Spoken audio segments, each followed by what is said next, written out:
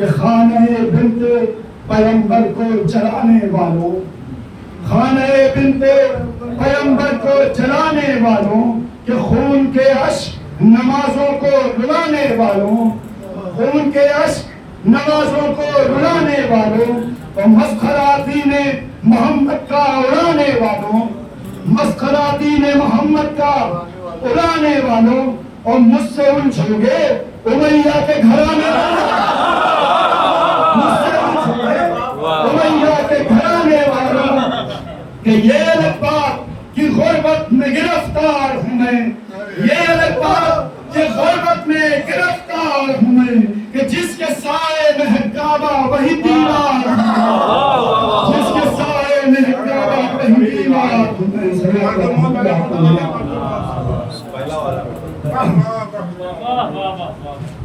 کہ آسمان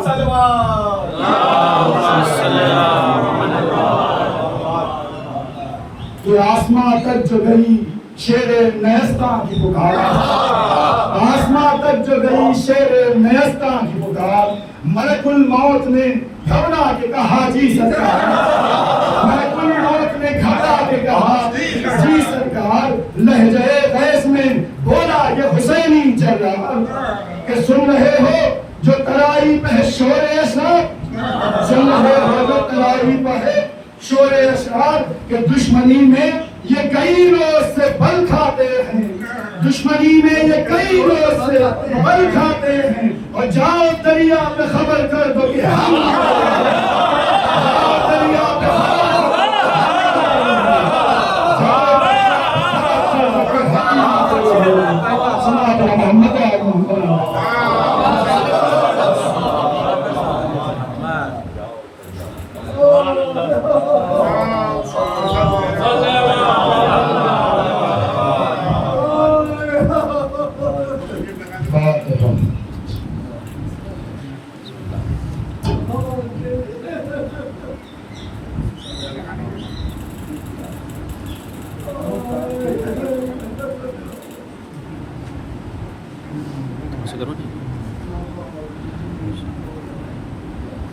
لا حول ولا قوة إلا بالله العلي العظيم. أعوذ بالله من الشيطان اللعين الرجيم. بسم الله الرحمن الرحيم. الحمد لله رب العالمين. الصلاة والسلام على نبي الكريم سيد المرسلين أفضل النبيين طه وياسين مولى الثقلين عبد الحسن والحسين بالقاسم محمد وصلى الله على آله الطيبين الطاهرين المعصومين المظلومين ولعنة الله على أعدائهم أجمعين. اللهم ارزقنا زيارة الحسين قبل الموت وشفاعة الحسين بعد الموت. أما بعد فقد قال الله تبارك وتعالى في القرآن الحكيم. بسم الله الرحمن الرحيم. إن الله مبتليكم بنهر فمن شرب منه فليس مني إلا من اقترف غرفة بها الصلوات. اللهم صل على سامعین گرامی قدر، ماتم داران سرکار سید الشہداء، سوگواران شہدائان کربلا واسران کربلا، 8 محرم مخصوص ذکر غازی عباس سے ہوتا ہے، جیسا کہ آپ نے ابھی فضائل بھائی سے سنا اور بہترین مدین عباس کے حوالے سے. اور یہ ظاہر سی بات ہے پیشانی سے مجلس کے کافی راستے طے ہو جاتے ہیں، اور میں کسی مجلس یہ سوچ کے نہیں گیا کہ کہاں کیا پڑھنا ہے، وہ ڈیسائیڈ وہاں بیٹھ کے ہوتا ہے کہ کیا پڑھنا ہے. تو یہ خدمت مجھے کرنی ہی تھی اس مجلس میں یا کسی مجلس میں، تو شاید اسی مجلس میں طے ہو گیا. بھائی میں مدد کرتی تھی. جناب عباس کو لوگ جب ذکر ہوتا ہے غازی عباس کا تو اکثر ہمارے ذہن میں کیا آتا ہے؟ ایک یہ کہ وفادار تھے اور ایک یہ کہ بہت بہادر تھے. یہی 2 باتیں ذہن میں پہلے آتی. عباس یعنی بہادر شجاع، غازی عباس یعنی وفادار. لیکن غازی عباس جتنے بڑے بہادر تھے اتنے ہی بڑے عالم تھے. غازی عباس کو ہم لوگوں نے کیا ذہن میں کیا بیٹھ گیا؟ کیونکہ فضائل میں شعر و شاعری سنی نا تو وہ بہادری کا نقشہ پیش ہوتا ہے، اور جب مسائل میں آتا ہے تو وفادار. یہی ذہن میں بیٹھا ہے نوجوانوں کے. اچھی بات ہے، بیٹھنا بھی چاہیے، کیونکہ کچھ چیزیں کسی کی پہچان بن جاتی ہیں.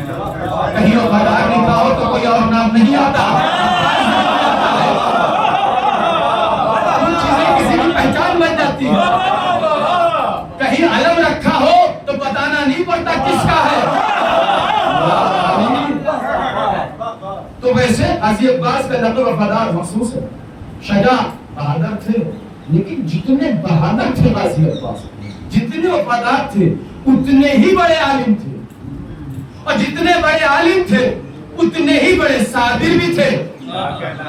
کسی نے آج تک پتہ نہیں کسی مجلس میں صبر غازی عباس کا ذکر کیا یا نہیں کیا، کیونکہ کربلا میں غازی عباس کے اپنے بیٹے بھی شہید ہوئے تھے اور اپنے سگے بھائی بھی شہید ہوئے تھے. صبر غازی عباس کا ذکر مسائل میں ہوتا ہے. اور جتنے بڑے صابر تھے، جتنے بڑے شجاع تھے، وفادار تھے، اتنے بڑے عالم تھے، اتنے ہی بڑے خوبصورت تھے. ویسے خوبصورتی کا ذکر جناب علی اکبر سے مخصوص ہو گیا، ورنہ غازی عباس بھی بہت خوبصورت تھے. جب دونوں شہزادے ساتھ چلتے تھے تو ایسا لگتا تھا مدینے کی گلی پر حیدر کرار اور رسول خدا اتر آئے ہو. ایسا لگتا تھا کہ ایک رسول خدا کی تصویر چل رہی ہے.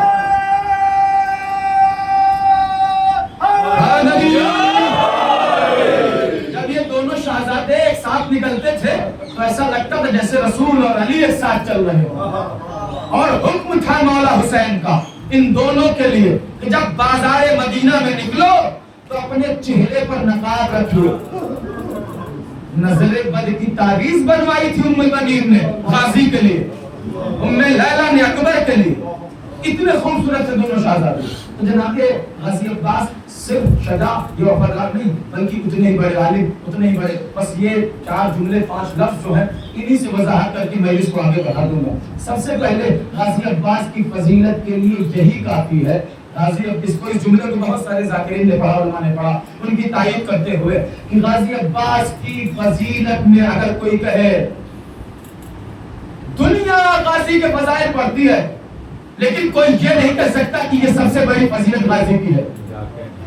لیکن غازی کی بارگاہ میں جا کے اگر کوئی کہے مولا دنیا نے آپ کے فضائل پڑھے، تاریخیں لکھی گئیں، لیکن آپ اپنے ذہن سے اور زبان سے عطا کر دیجئے کہ آپ کے نزدیک آپ کی سب سے بڑی فضیلت کیا ہے، تو جب نہیں آواز غازی آئے. سب سے بڑی فضیلت یہ ہے کہ دنیا کو ہمیشہ عطا کرنے والے علی نے، جس نے اللہ سے کبھی کچھ نہیں مانگا، اس نے بھی مجھے مانگا ہے. اس نے بھی مجھے مانگا ہے نماز شب کی دعاؤں میں. اور فضیلت غازی میں ایک معراج اور بھی ہے، جس کے آنگن میں حسن اور حسین جیسے معصوم امام، سردار جنت، خاتون جنت کے دلارے، رسول کے نواسے موجود ہو. ایسے بابرکت امام معصوم بیٹوں کی موجودگی میں علی کو جس بیٹے کی کمی کا احساس ہوتا ہے اسے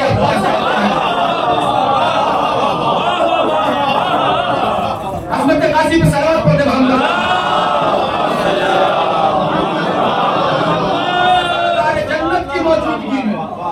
جن کے لیے جنت سے لباس آیا، جن کے لیے رسول ناقہ بن گئے، ان جیسے بیٹوں کی موجودگی میں جس بیٹے کی کمی کا احساس ہو اسے عباس کہتے ہیں. لوگ کہتے ہیں نا، تاریخ میں بھی ہے کہ عباس کی تمنا علی کی تمنا. نماز شب میں دعائیں کرتے تھے غازی عباس کے لیے، تمنا علی، یہی لوگ کہتے ہیں.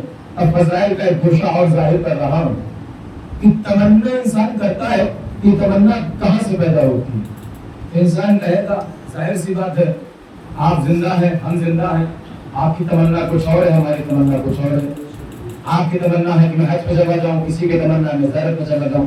یہی تمنا کرنے والا مثلاً دنیا میں چلا جائے، رخصت ہو جائے، اس کی میت پڑی ہو، لوگ جنازہ، اب کوئی بندہ اس کے جنازے کو ہلا کے بتائے بھیا بتاؤ آپ کی تمنا کیا ہو، تو لوگ کہیں گے لگتا ہے آپ مرنے والے کے بہت قریبی تھے، کیونکہ آپ کے ذہن پہ اثر ہو گیا. کیوں کیا ہوا؟ تب مرنے والے کی تمنا کیا پوچھ رہے ہیں آپ؟ اس کی تمنائیں اس کے ساتھ چلی گئی، کیونکہ کل نفس ذائقۃ الموت، نفس کو موت کا مزہ چکھنا ہے. اور جب تک نفس کو موت نہیں آئی تب تک تمنائیں پیدا ہوتی رہی. کبھی پیسے کی تمنا، کبھی دولت کی تمنا، کبھی زیارت کی تمنا، کبھی حج کی تمنا، لیکن موت نے نفس کو اپنے گرفت میں لیا.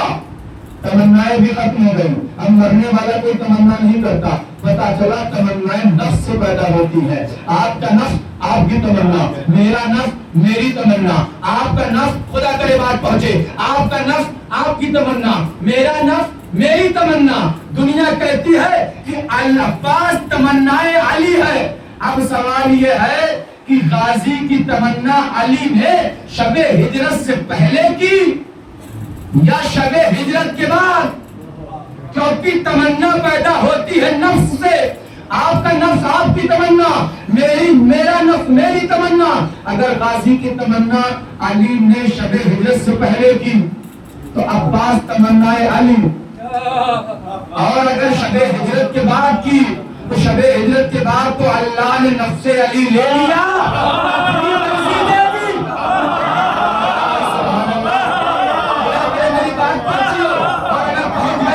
ایسی منزل پر کھڑا ہو کے جملہ کہہ رہا ہوں کہ مجھے اور وضاحت نہ کرنے کی ضرورت پڑے.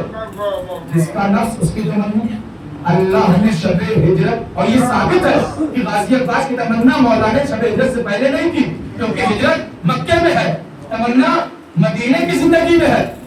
تو اب جب نفس علی اللہ نے لے لیا، نفس علی نہیں رہا، نفس اللہ ہو گیا. اللہ کی مرضی علی کی، علی کا نفس اللہ تھا. تو اب عقل کہتی ہے جس کا نفس اس کی تمنا، جہاں پہ نفس وہاں کی تمنا. اب علی کی تمنا عباس کو کیا کہیے؟ ویسے تو علی کا نفس اللہ نے نفس اللہ سے منسوب کر دیا. اب غازی کس کی تمنا، غازی کا معیار کیا ہے، یہ ہر انسان سوچ سکتا ہے، سمجھ سکتا ہے. عظمت غازی پہ صلوات پڑھے محمد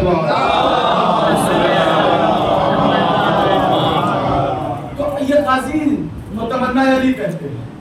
اور تمنا علی بھی کہنا غلط نہیں ہے، کیونکہ اس علی کا نام بھی علی ہے، اس علی کا نام بھی علی ہے، اور اس علی نے ہی اس علی کو اپنا نام دیا ہے. اس علی نے ہی اس علی کو اپنا نام دیا ہے. وہ خالق ہو کے علی ہے، یہ مخلوق ہو کے علی ہے، وہ مسجود ہو کے علی ہے، یہ ساجد ہو کے علی ہے، وہ اللہ ہو کے علی ہے، یہ بندہ ہو کے علی ہے، یہ بندگی میں علی ہے. تو سرکار یہ غازی عباس کے فضائل میں اب وہ جملے کہ جتنے شجاع غازی تھے نا اتنے ہی بڑے عالم بھی تھے، اتنے ہی بڑے صابر بھی تھے، اتنے ہی خوبصورت. علم غازی عباس کا اندازہ کیسے لگایا جائے؟ آج تک کسی مجلسوں میں بہت کم ذکر ہوتا ہے علم غازی کا. علم کی بات آتی ہے تو باب شرع علم کا ذکر ہوتا ہے. علم غازی کا اندازہ کیسے لگائے کوئی؟ علم غازی کا اندازہ ایسے لگائیے کہ جناب موسیٰ نے اپنی قوم میں کھڑے ہو کے کہا میں اس دور کا سب سے بڑا عالم. کیا کہا؟ میں اس دور کا، اور اللہ کو میں تو کسی کی پسند ہی نہیں، اللہ کو میں تو کسی کی پسند ہی نہیں ہے. یہ ہماری تو کوئی اوقات ہی نہیں. اللہ نے اپنے نبیوں کی میں کو برداشت نہیں کیا. جناب سلیمان نے اتنے ہی تو کہا تھا، شیشے کا محل بنوا رہے تھے، میں جب تک نہ کہوں کوئی اوپر نہیں آئے گا. اللہ نے کہا اچھا چلو ملک الموت.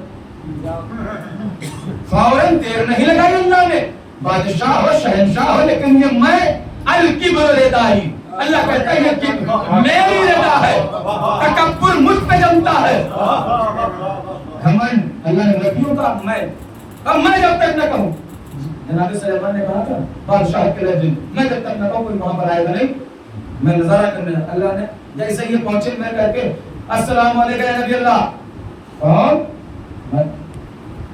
میں نے تو منع کیا تھا، مگر پوچھے کیسے؟ میں وہ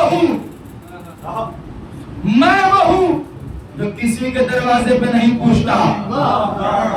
اے پروردگار تو نے سلیمان کی میں کو توڑنے کے لیے ملک الموت کو بھیج دیا. یہ ملک الموت تو خود میں کر رہا ہے، میں کہہ رہا ہے اب گھبراؤ نہیں، اس کا بھی انتظام کرتا ہوں. تو یہ کہہ رہا ہے کہ میں کہیں پوچھتا نہیں، تیرے سجدہ پر ایک بار نہیں، تین بار پوچھواؤں گا، تین بار پوچھواؤں گا.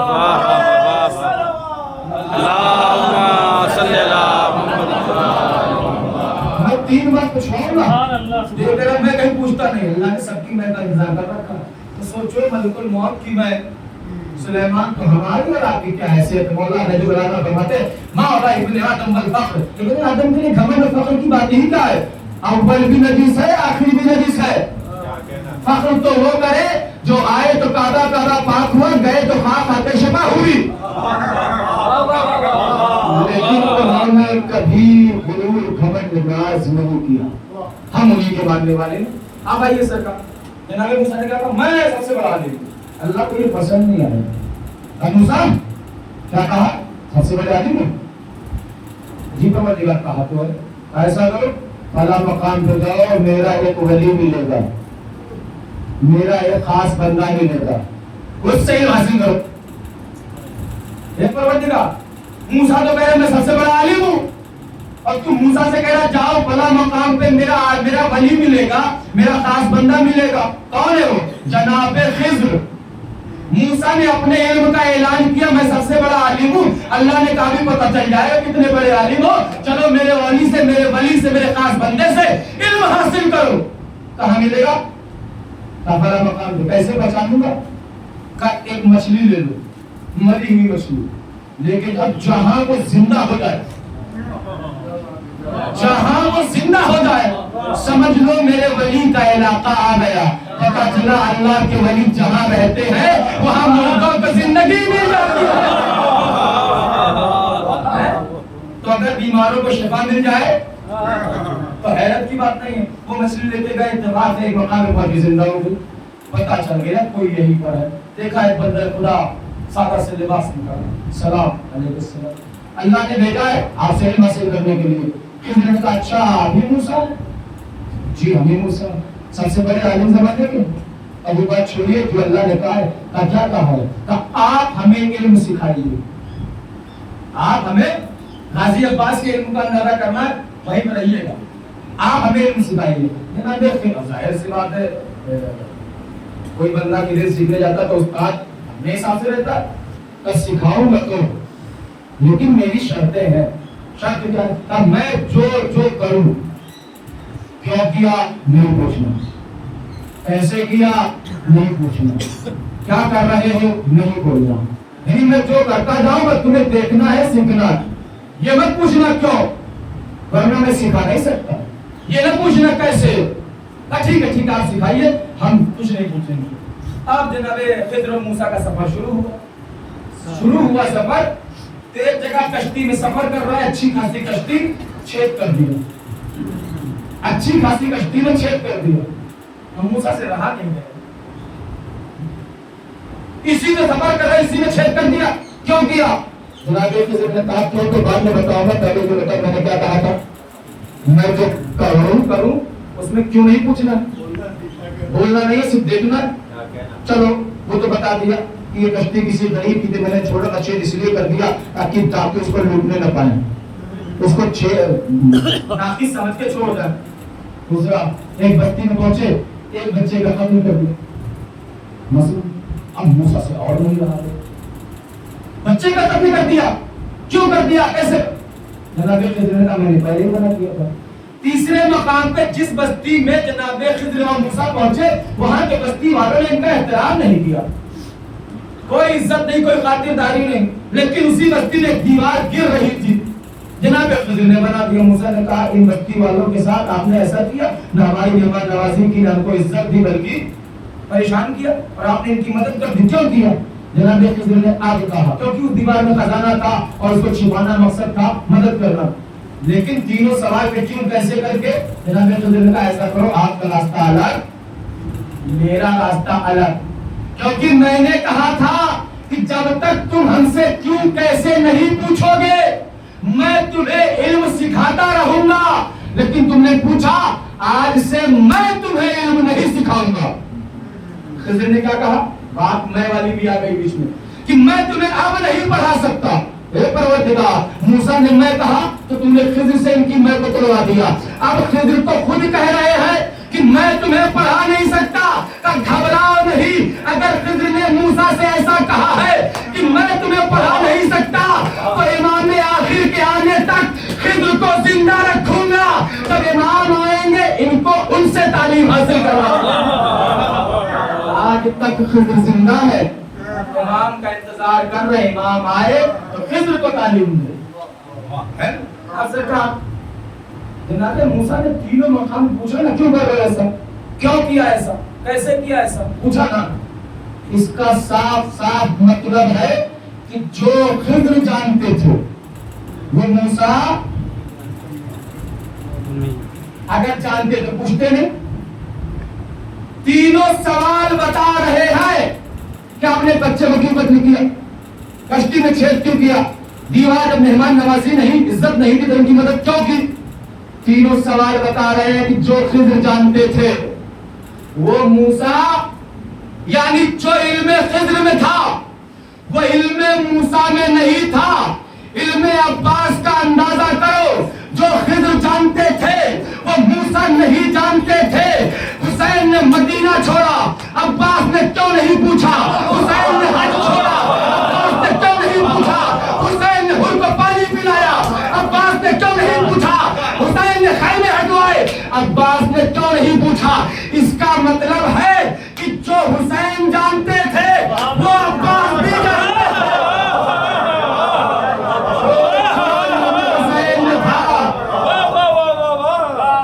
پوچھنا اس بات کی دلیل ہے کہ جو علم حسین میں تھا وہی علم عباس میں تھا۔ یہ اور بات ہے کہ غازی عصمت واجبہ میں نہیں ہے۔ 14 معصومین کو جو عصمت ملی ہے وہ عصمت مطلقہ عصمت واجبہ ہے جو اللہ کی طرف سے آیت ہے، ورنہ غازی کا کردار بھی عصمت کی صلاحیتوں میں ملا ہوا ہے۔ کہنے والے نے کہا چادر تطہیر تھوڑی اور بڑھ جاتی اگر ایک سرا زینب پہ ہوتا ایک سرا عباس پر۔ یہ کردار ہے ان کا۔ ایسا نہیں ہے کہ یہ 14 معصومین میں نہیں ہے تو ان کے پاس عصمت والا کردار نہیں ہے۔ وہ 14 معصومین کی فہرست عصمت واجبہ کی ہے، باقی کردار اہل بیت کے سبھی اس حد عصمت سے جڑے ہوئے۔ اب غازی عباس کا علم کا اندازہ، اب آئیے بہت جلدی وقت زیادہ نہ ہونے پائے، اگر کچھ رہ گیا تو کسی اور مجلس میں ذکر ہوگا۔ غازی عباس کا علم یہ تھا، اور میں نے جو آیت پڑھی وہ آیت میں رہ جائے، کیونکہ غازی عباس کے فضائل صرف تاریخوں میں نہیں قرآن میں ہے، تاریخوں میں ہی نہیں بلکہ قرآن کی آیتوں میں ہے۔ آیت کیا پڑھی تھی میں نے؟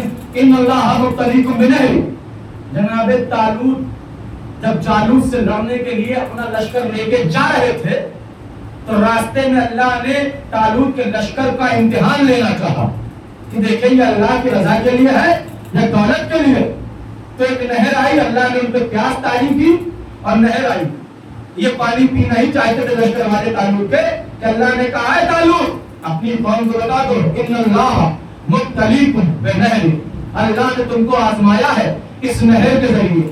فمن شرب منی فلیس منی، فمن شرب منہ فلیس منی، جو اس نہر سے پانی پی لے گا، بولا گیا حسین منی رسول کہہ رہے تھے، اللہ کہہ رہے جو اس نہر سے پانی پی لے گا فلیس منی، وہ مجھ سے نہیں ہوگا۔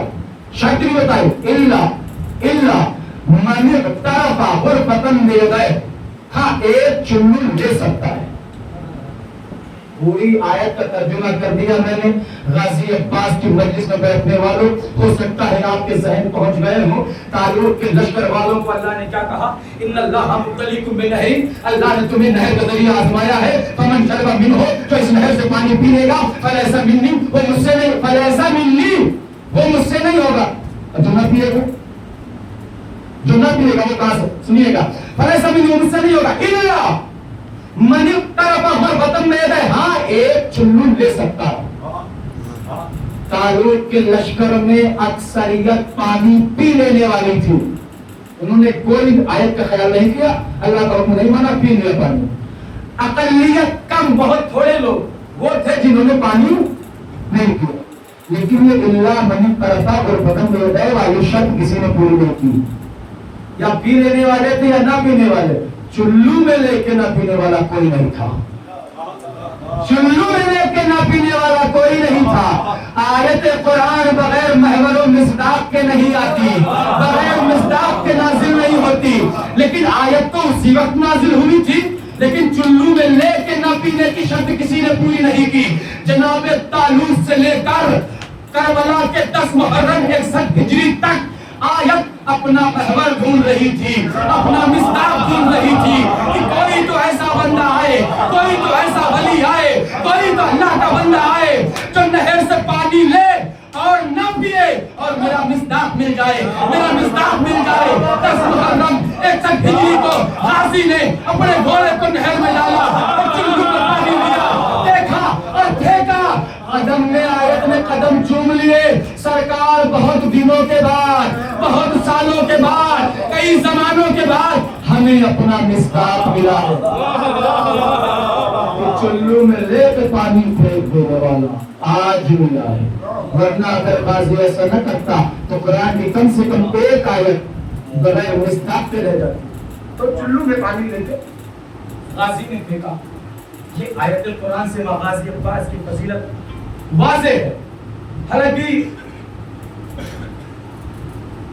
مولانا عباس کے حوالے سے جو مسدس کی بندہ آپ نے سنے، اس سے ذہن تو جنگ صفین سنانے کی طرف گیا، لیکن وقت نہیں ہے، کسی اور مجلس میں انشاءاللہ۔ غازی عباس کا علم، غازی عباس کا صبر آپ نے مسائل میں سن سکتے ہیں۔ غازی عباس کا حسن آپ نے سنا کہ نظر کی تعویذ تک بنائی گئی چہرے پہ۔ جب عباس چلتے تھے تو لوگوں کو علی یاد آتے، عباس چلتے تھے تو لوگوں کو علی یاد آتے۔ کربلا کے میدان میں خیمے لگ گئے، شام کے سپاہی ابن زیاد پسر سعد شبر ملوس سب کو ایک ہی فکر ہے کہ حسین کی طرف عباس ہے، سب کو ایک ہی فکر ہے۔ حسین آخر تک کوشش کی، وہ روایت ہے کہ شبر نے عباس کو اپنی طرف ملانا چاہا، اور دلیل کیا تھی؟ کیونکہ عباس کا نانیہال اور شبر کا پریوار ایک ہی تھا۔ یہ تاریخ کا جھوٹ ہے، کیونکہ عباس کا نانیہال بنی کلاب تھا۔ فاطمہ ام البنین فاطمہ بنت کلاب، فاطمہ کلابیہ کہی جاتی تھی۔ تو تاریخ نے لکھ دیا کہ شمر کا بھی بڑی قبیلہ تھا، تو نانیالی اعتبار سے شمر ایسا نہیں ہے۔ شمر کا قبیلہ بنی کلب کہلاتا تھا۔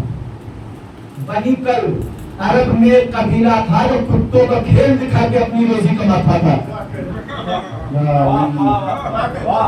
عرب میں کسی کے پاس اتنی کھیتی باڑی بزنس تو کچھ تھا ہی نہیں، وہ تو اکیلی بی بی خدیجہ تھی جن کے ٹکڑوں پہ عرب والے پڑ رہے تھے، اور عرب کے جو امیر زادے ہو گئے بعد میں، وہ بی بی خدیجہ کے ولیمے کی چاندی کی پلیٹیں جمع کر کے امیر ہوئے تھے۔ 6 مہینہ خدیجہ بی بی کا ولیمہ چلا ہے، ان کی چاندی کی پلیٹیں چرا چرا کے لوگ امیر بن گئے۔ ورنہ عرب کے چور و چکے پہلے سے مشہور تھے، بلکہ بات تھا ہی کے سوائے لونے کے، اور زمین بھی ایسی نہیں تھی کہ وہ کھیتی کر سکتے۔ وہ بھی ایک تاریخ ہے۔ اب آئیے تو پھر جناب کہا یہ شمر کا الگ قبیلہ تھا، بنی کلب، جو کتوں کا کھیل دکھا کے روزی کماتے تھے۔ ایسے کچھ لوگ بندے کا کھیل دکھا کے روزی کماتے تھے، یہ بنی کلاب، یہ بنی کلاب کہتے، اس بنی کلاب کا مطلب یہ ہوتا تھا کہ اگر وہ جنگ کے دوران کسی کی کلائی پکڑ لے تو بندہ مر سکتا ہے، کلائی چھڑا نہیں سکتا۔ بندہ مر سکتا ہے، کلائی چھڑا نہیں سکتا۔ یہ تھا جناب عامر کا پریوار، جناب عباس کے نانا کا پریوار۔ یہ بہادر مولا علی نے ایسے تھوڑی کہا تھا کہ کسی بہادر خاندان میں کوئی خاتون ڈھونڈو، اور جناب عقیل جو اس وقت علم نسبوں کا علم رکھتے تھے، تو بھائی شمر یہ تو تاریخ کا جھوٹ ہے۔ خیر پھر بھی روایت ہے، ساری فکر تھی کہ عباس حسین کی طرف ہے۔ ابن زیاد لشکر خط لکھتا رہا، اس کے ساتھ یہ بتاؤ حسین کے خیمے کتنے ہیں؟ خط آیا حسین کے خیمے کتنے ہیں؟ اس کے ساتھ کہتا ہے گھبراؤ نہیں، میں ایسے بہت لایا ہوں۔ خط پہنچا، پھر آیا کوفے سے خط، میں نے کہا کہ حسین کے خیمے کتنے ہیں؟ اس کے ساتھ نے کہا تیر انداز بہت لایا ہوں۔ سوال ہے ابن زیاد کا کوفے سے کیا کہ خیمے کتنے ہیں حسین کے، اور تم کہہ رہے ہو ایسے بہت لایا ہوں۔ خیمے کتنے کا؟ تیر بہت ہے۔ کہ خیمے کتنے ہیں؟ کہ تلوار بہت ہے۔ کہ خیمے کتنے ہیں؟ کہ سپاہی بہت لایا ہوں۔ جب آخری خط میں لہجہ بدلا، میں نے پوچھا حسین کے خیمے کتنے ہیں؟ اس بار اگر یہ بتایا کہ تلوار بہت ہے، نیزے بہت ہے، سپاہی بہت ہے، تو تم معذور ہو جاؤ گے، شمر کو سرداری دے دوں گا۔ تب پسر سعد نے چلا کے لکھا کہ تو ہر بار پوچھ رہا ہے خیمے کتنے ہیں، خیمے کتنے ہیں؟ ارے تجھے نہیں پتا کہ عباس کی زندگی میں خیموں کی طرف دیکھنا محال ہے؟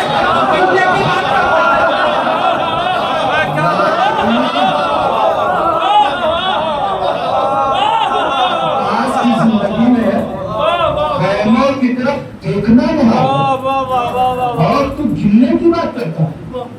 یہ ہیبت تھی غازی عباس کی، یہ جلال تھا۔ اسی لیے تو جب غازی نذیر چھوڑی نا تو عباس غازی کے لاشے پر پہنچتے پہنچتے بتائے ظالم کیا کہہ رہے تھے، حسین وہ کہاں ہے تمہارا شیر جس کا ناز تھا؟ حسین تیرے غازی کے بازو ہم نے کاٹ دی، تو ایسے تانے کہہ رہے حسین کو۔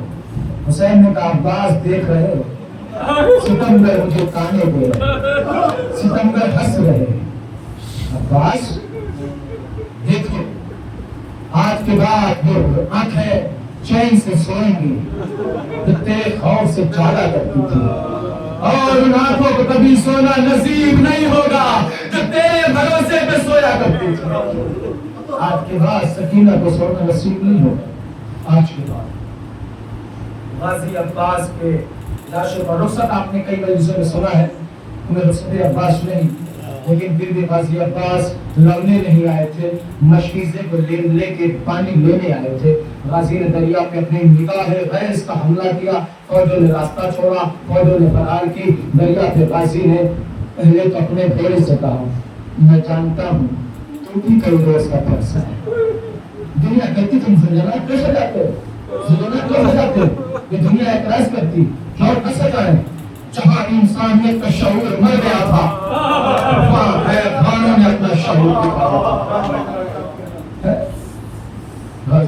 زلزلہ نے منہ پھینک لیا پانی سے، کیوں نہیں پوچھتے؟ عجب نہیں زبردست کے زبانی سے زلزلہ نے اس عباس کے اشعار نے کہا مولا کیسے پوچھوں، سکینہ کی تصویر آنکھوں میں، اصغر کا تڑپنا آنکھوں میں نہیں پیا۔ غازی نے پانی کو دیکھا، پھینک دیا، مشکیزے کو بھرا۔ اب جو لے کے غازی دریا سے اوپر کی جانب چلے ہیں نا تو بھاگی بھی فوجیں پڑتی ہیں۔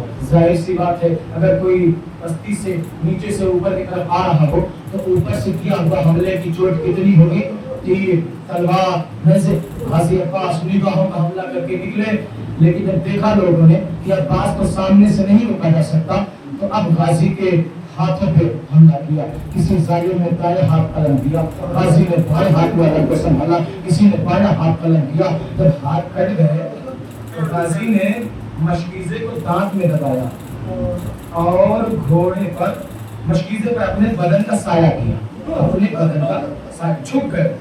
مشکیزہ سینے سے لگا ہے، دانتوں سے مشکیزہ پکڑے ہوئے سینے سے لگا، غازی اپنے بدن کا سایہ کیے ہیں مشکیزے پر۔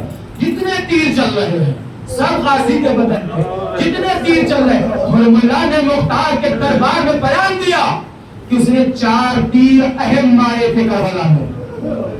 ایک تیر مولا اصغر، ایک تیر حسین کی پیشانی پر، ایک تیر وہی جو اہم بتایا جناب قاسم کی پیشانی کا ذکر ملتا ہے، ایک تیر اس نے کہا کہ مشک سکینہ پر۔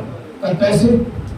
کہا عباس کے جب بازو کٹ گئے تو غازی نے اپنے بدن کا سایہ کر لیا مشکیزے پر اور منہ دانت سے مشکیزے کو تھامے ہوئے بڑھتے جا رہے تھے۔ تو میں نے بہت کوشش کی کہیں سے مشکیزہ دکھا نہیں، لیکن عباس کے پسلیوں کے پہلو سے ہلکا سا مشکیزہ نظر آیا، کیونکہ حرملا بڑا تیر انداز کہا جاتا تھا۔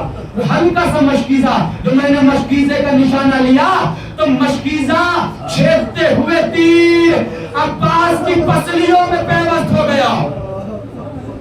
جب غازی کو احساس ہوا کہ پانی بہنے لگا ہے، پانی بہنے لگا ہے، تو غازی نے اپنے رہبار کے کانوں کے پاس جا کے کہا اب خیمے میں جانے کا کوئی فائدہ نہیں ہے، کہ اپنے رخ کو دریا کی طرف واپس موڑ دے۔ رہبار نے عباس کی بات کو سنا، رخ کو واپس موڑا۔ اب جو واپس آئے تو ظالموں نے پتا کیا کہا، جس کو عباس سے لڑنے کی حسرت رہی ہو آج عباس کے ہاتھ نہیں ہے۔ ظالموں نے غازی پہ حملہ کیا، عباس بازو کٹ چکے، مشکیلا چھپ چکا، دوڑتے ہوئے گھوڑے پر ظالم نے گرز بھی مارا، ایک جملہ میں اجتماع، گرز بھی سر پہ مارا۔ بشیر نے مدینے میں جا کے جب یہ بتایا حسین قتل ہو گئے تو ام البنین نے کہا کہ حسین قتل ہو گئے، مجھے یقین نہیں ہوتا۔ کہا حسین قتل ہو گئے، کیا عباس نے ساتھ نہیں دیا؟ کہا ساتھ دیا۔ کہا عباس کے زندہ رہتے حسین کیسے قتل ہو سکتے؟ کہا حسین آپ کے عباس کی شہادت کے بعد شہید ہوئے۔ کہا میرا بیٹا شہید ہوا؟ کہا کیسے؟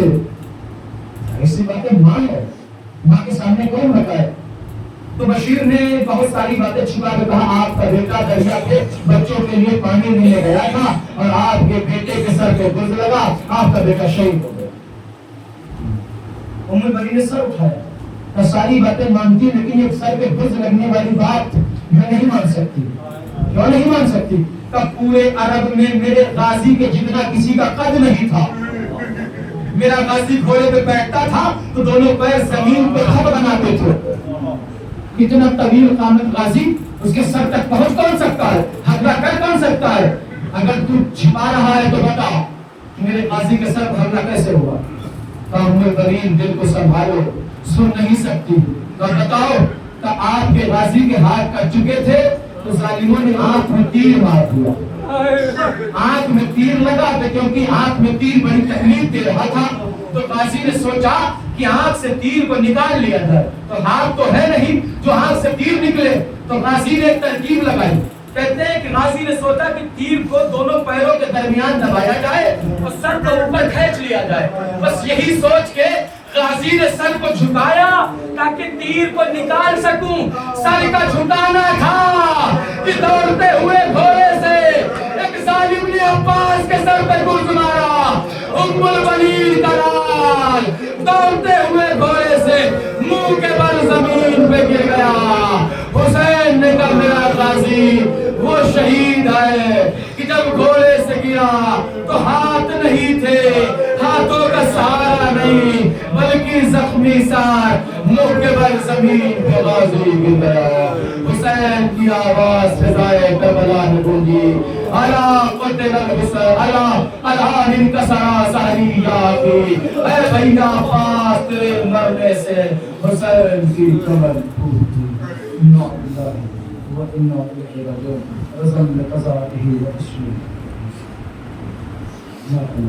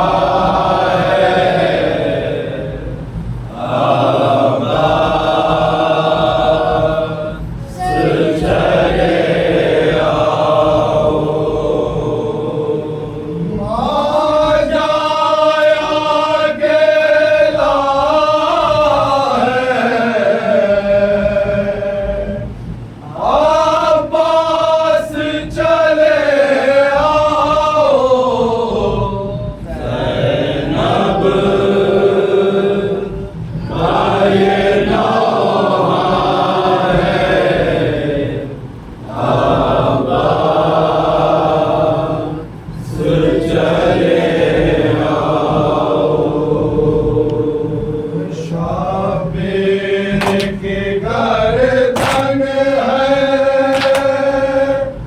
और शेर का खांजा है।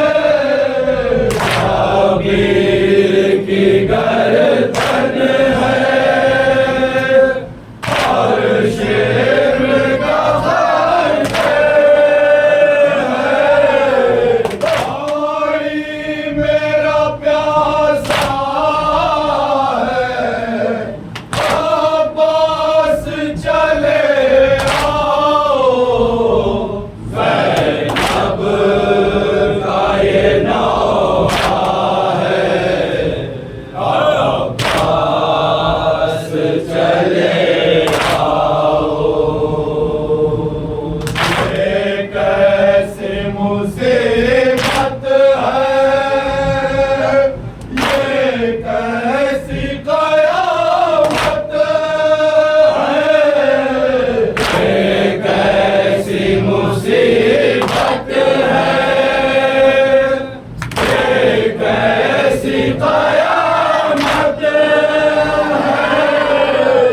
उनको मेरा लुटता है, अब्बास चले आओ। ज़ैनब का ये नौहा है, अब्बास चले आओ। कह के तसल्ली दो शेर की मौत को। कह के तसल्ली दो शेर की मौत को। असगर है न झूला है, अब्बास चले आओ। ज़ैनब का ये नौहा है, अब्बास चले आओ। रुखसार सकीना के ज़ख्मी है तवज्जो से। रुखसार सकीना के ज़ख्मी है तवज्जो से। तूफ़ानों से बहता है, अब्बास चले आओ। ज़ैनब का ये नौहा है, अब्बास चले आओ। आकाए हरम तुम हो, प्यासों का भरम तुम हो। आकाए हरम तुम हो, प्यासों का भरम तुम हो। हर कोई ये कहता है, अब्बास चले आओ।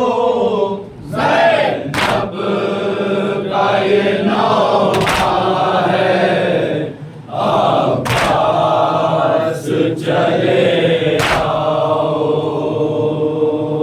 अकबर की जवां मैयत भाई से उठे कैसे।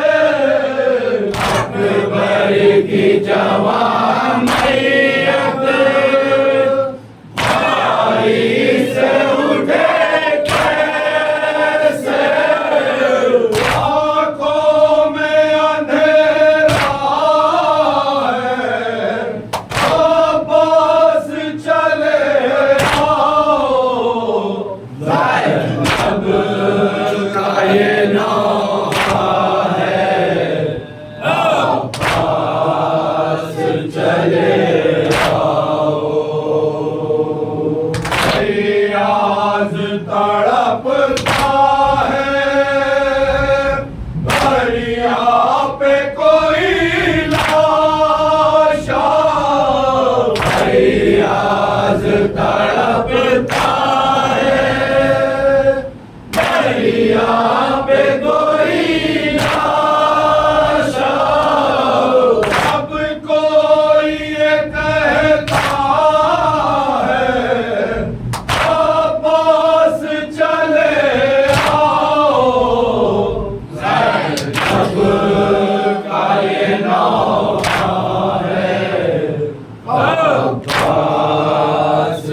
چلے